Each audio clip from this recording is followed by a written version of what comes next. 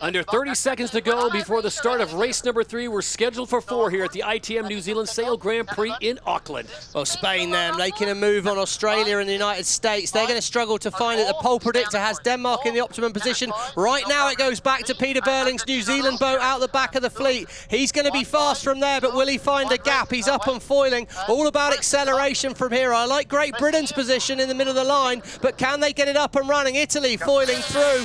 Start line goes. Switzerland fire like a bullet from a gun at the top end of the line. What acceleration from Seb Schneider. Can he get over the top? He's going to need to be fast. Spain and Australia on the inside. I think Schneider will lead, but in the pack, it's going to be really tight at Mark 1. If it gets nice, we try, but for now, no. So here we go, mark number 1, race number 3. One more race after this one, and it is Sebastian Schneider and the Swiss out in front. They get the whole shot, and they need a win in a big-time way after finishing 11th and 10th in the previous 2 races. Nice rounding there by the Australians as well in second on the inside here. You can see as soon as you're back in the pack, you're very compromised. New Zealand and United States again out of position after that start, and in a big gust of wind, Switzerland have gone away. Cool there from Maud to AO saying, let's keep it simple. That's easier said than done, but I love the idea. That's what you've got to try and do from here. Minimize maneuvers, minimize mistakes.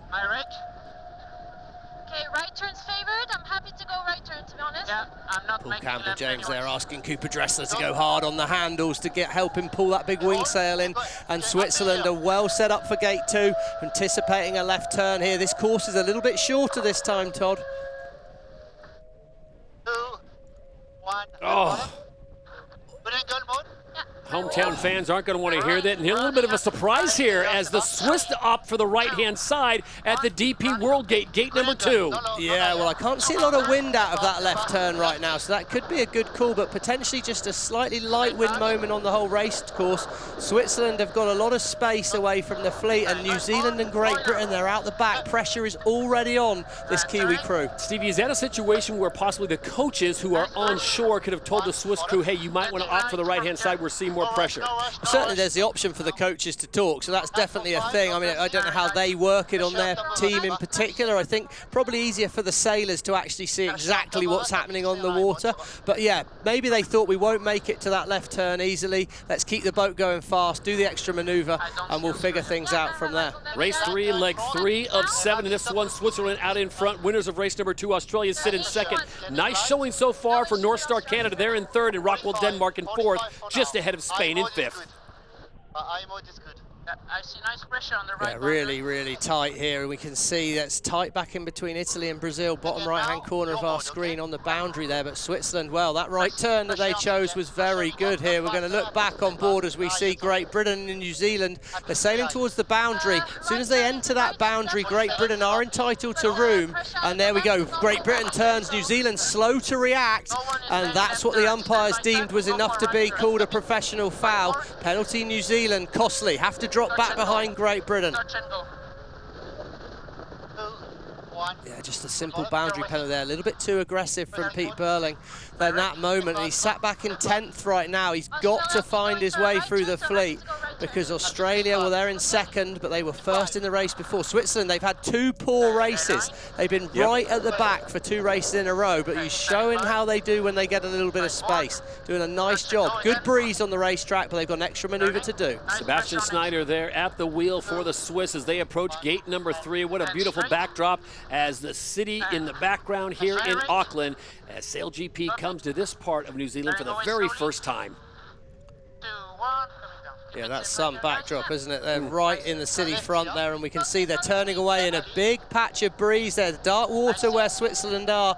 I like where they're going for wind right now. We can see there Australia have been overtaken by Canada. Spain have got the right of way, but I think Australia will get past them just about. So it's been a gain to that Auckland shoreline, and right now, Slingsby's seen that. He's going back to try and get some of the goodies. So the Swiss and the Aussies opt for the left-hand side as they head back down. You see Spain and North Star Canada, they go to the other side. Looks like Taylor Canfield and the US SailGP team will go that side as well. I'm down. Coming. Nice. Oh, Roald Denmark, he slings it in there. What a manoeuvre for the Danish.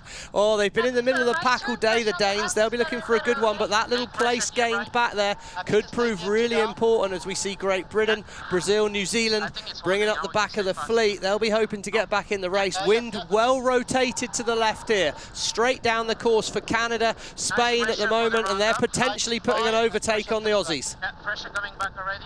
Look at the speed. Switzerland going 74 kilometers an hour. Canada at just dipping under 60. And here comes Spain. Their speed's still climbing, so they look good. Quick reminder, Germany had a boat issue after race number 2. They aren't able to go in this one. And of course, France's boat not ready in time because of some issues on the main sail. Australia coming in with the right of way over Canada and Spain here. Spain have got a decision to make. What's Diego going to do? He decides to dip behind and take the left turn. And turning. Nice pressure on exit. It's really tight in the pack. You see at 70 kilometers an hour. There's only 22 kilometers an hour of wind as we look on the left-hand side leaderboard there.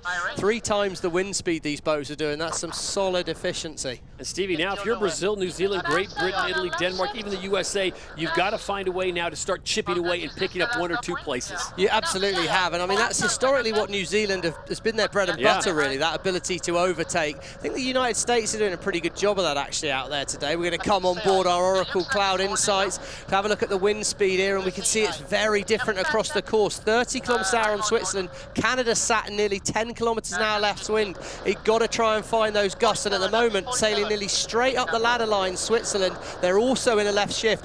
If you can be in wind and sailing less distance, wow, you are absolutely making all the gains. Big gain to Australia, up to second versus Canada. So Switzerland has a 200-meter lead over Australia. Canada has dropped back to third, then Spain in fourth. Good time as they approach gate number 5 to check in with Lisa Darmana down on the water. Lisa, how have the conditions changed, if any, since our very first race of the day? Okay.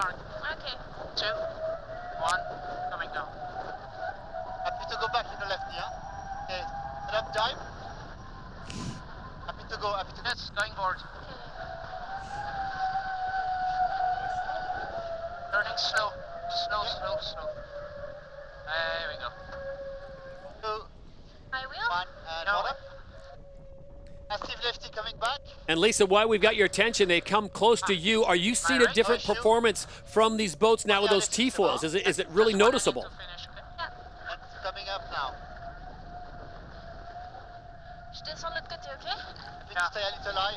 Yeah, stay high so we have a better angle. Slowly drop guide there. Happy to stay high. Pressure in 2, 1 pressure now. Gonna be a jibe round up. Slowly board drop, okay, c'est bon? Turn, yes, early. Quite high on Focus on this last jibe, okay, guys? Stand by jibe. Oh, and a big gain for New Zealand on that upwind leg. They found that gust of wind. Big shift towards the left. New Zealand have found it. Burling spotted it. Big gain for him and Liv Mackay in the strategy department there. They're up to 6th. They could probably do with another couple of gains on this downwind leg if they can. And another little error from the United States. Splash down. Could lose a couple of places here. Costly little mistake. They've been sailing so well. As Switzerland, what a performance. And the Emirates winning moment goes the way of the Swiss. Congratulations to Sebastian Schneider and his crew. Not disturb the other ones. Yeah, coming down. Well, it was a good performance. Australia second, though. Their consistency slings